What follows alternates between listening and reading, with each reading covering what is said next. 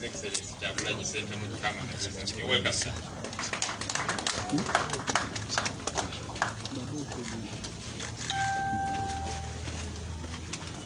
Thank you very much, Brother Joel. Onundi Tamarala. People power. Our power. Our power. People power. NUP. Everywhere. Everywhere. NUP. Thank you, ladies and gentlemen. We always thank our brothers in the media, always showing up to cover us and to amplify our voice to the people of Uganda here and outside the country. We don't take it for granted, ladies and gentlemen, knowing the conditions that you work under. Really, really appreciate you and salute you for that noble role that you continue to play. In the same breath, I want to appreciate all the people of Uganda for the support that they continue to give to the struggle for freedom and democracy in Uganda. Those that are in Uganda, those that are in the diaspora.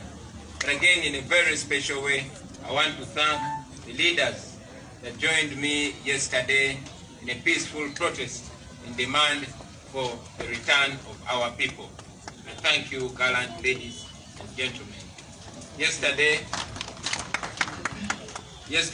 I led a protest in the middle of town, heading to Constitutional Square, to demand for our brothers and sisters that continue to be abducted by the military, tortured gravely, some of them returned with great intimidation.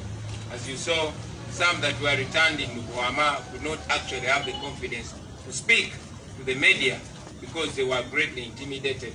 Like I mentioned, some of their close relatives and associates informed us that they were tortured so bad and warned that if they dared speak what had happened to them, they would be killed. That's why some of them are so scared they cannot speak. As I speak right now, we have information that 3 others have been dumped. I thank all of you that have continuously demanded for their return. Don't give up. Dictators don't listen to soft words, they listen to hard words. They only respond to pressure. So your pressure will not be in vain. I want to remind you, ladies and gentlemen, that peacefully protesting is a right. It is enshrined in our Constitution, Article 29. You have that right to protest. No Ugandan has ever been convicted for peacefully protesting. No. All they can do is either intimidate you, harass you, kidnap you, beat you, but they cannot convict you because they don't have any legal backing. As you also, yesterday when they arrested me and many other members of parliament, newly elected, and mayors who were taken to CPS but driven to our respective homes. I was dumped in my home in Magere. They did not charge me for anything because there's nothing to charge me for. It is rather disheartening to see that a few of us that have public attention on us are very quickly driven to our homes, because the police and all other security agencies know that we actually commit no crime in protesting. In any case, they are the ones that commit crimes by brutalizing us and arresting us.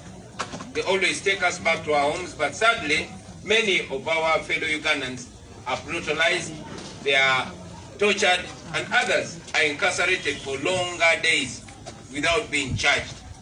We of course condemn that, but in the same breath, I encourage all of you, ladies and gentlemen, to continue protesting peacefully. It is a right, and as things look, it is the most potent. That is what dictatorships fear most. Museveni fears people coming out to protest more than he fears guns. By protesting peacefully, we disarm him. We render his guns and bombs useless. So get that known, and to you, the leaders, please explain that to your people. Let them know that it is within their right. Let them know that by persisting, we shall break the dictatorial resistance against our push for freedom. I want to talk about the continued oppression, social and economic, of our people. The political curfew continues to be in place. It is of no sense whatsoever, like I said in the recent past, that there is no explanation of the relationship between curfew and the fight against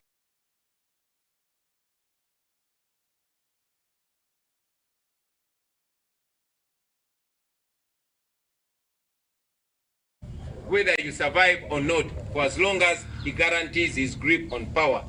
That explains why he maintains a curfew, which in our opinion is a political curfew. Businesses have crumbled.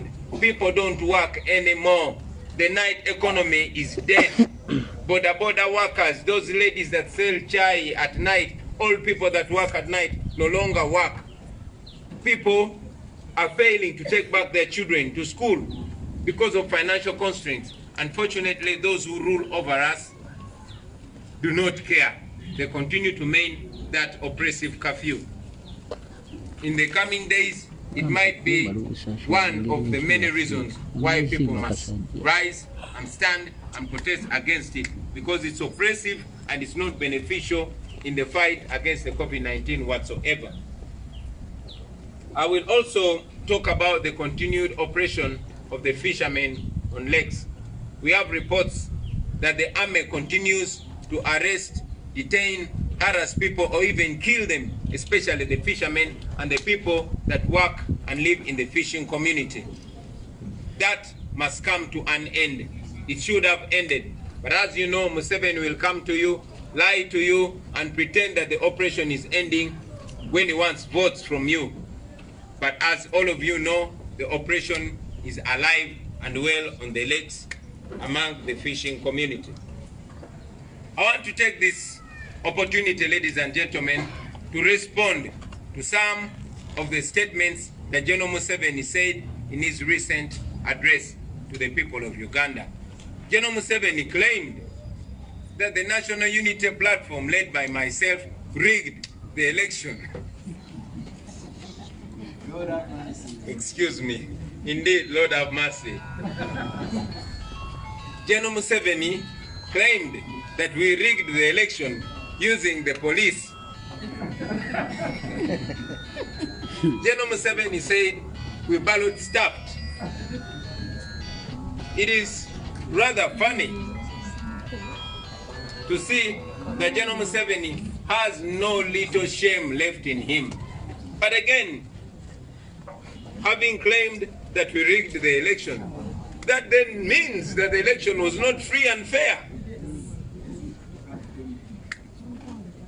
He is substantiating our claim from day one that the election was not free and fair. It was rigged. We are sure and we have evidence that the election was rigged by him using the military and all other state agencies and state institutions, including the Electoral Commission. Now here is the old man claiming that we rigged the election. I want to challenge him to bring the evidence. But again, that brings more sense to our demand for an audit into the 2021 election. It must be audited. For us, we brought evidence and we showed that it was rigged by him using the military and other institutions, and we demand an audit into the same. Now that Museveni is claiming that we also ballot stuffed, that we rigged the election, then why not have an audit into the election? General Museveni mentioned something that we cannot just let go. He mentioned that we as the National Unity Platform are planning to kill our own supporters and blame it on government. Now that is a very strong revelation. We always credit it to age and forgetfulness that facts and truths tend to escape General Museveni. And I want to believe that that is one of the very strong truths that escaped him. We all know that that is the way they've been operating historically. Some of his colleagues that he fought with in what they call the Liberation War have actually come out to mention that during the Bush War, they used to dress in government military uniforms, go kill people in Luwero, and then blame it on government. And General Museveni has in the recent past come out and said that when it gets tough, they will return to their Luwero tactics, to their NRA tactics. Now, I want to believe that some of the NRA tactics escaped him. We know that the regime has been the one killing people. It's under General Museveni's watch that many Ugandans have been killed. Kawesa was killed. Abiriga was killed. Many Muslim sheikhs were killed. And up to today, no explanation has been given. When General Museveni came out after the murder of Zebra, the professional boxer, he indeed accepted that it is his security that had murdered Zebra in cold blood. Unfortunately, up to now, no report has been given. Nobody has been held accountable. The police came out and said they have found who killed Zebra, although General Museveni had told us that he knows who killed him. But the police said they were waiting for orders from General Museveni to arrest the killers. That explains that the killers are known. Therefore, we are concerned, we are very concerned that General Museveni might actually be intending to kill more of our supporters. That must have escaped him. Many of our friends, colleagues, and supporters have been killed, from Dan Chewine to Rita to Sekama and very many more. And now we are concerned that many more will be killed because Museveni said that. I want to go on record having told you, fellow Ugandans, that we are not safe. Museveni thinks of killing and not reasoning. And therefore it should be known that Museveni and these people are the ones that have killing machines. They're the ones that have guns. And should our people be killed, we hold it on Museveni.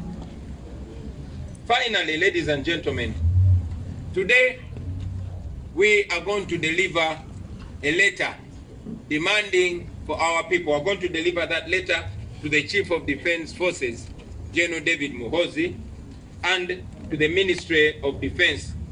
We want to call on them to release our people that have been arrested, that continue to be abducted by the military. General Museveni came out and said it is the military that has been abducting them, precisely the SFC. And now we want to deliver that letter, those letters, to demand for our people and to put them on notice that should our people not be released, then we shall continue protesting peacefully because it is within the law. I thank you, ladies and gentlemen, for God and my country. Ati those ambize mu Uganda abasemo ne banyabo twagala bebaza naddala mwe bannamawulire kuliranga kitukakatako okubebaza olwo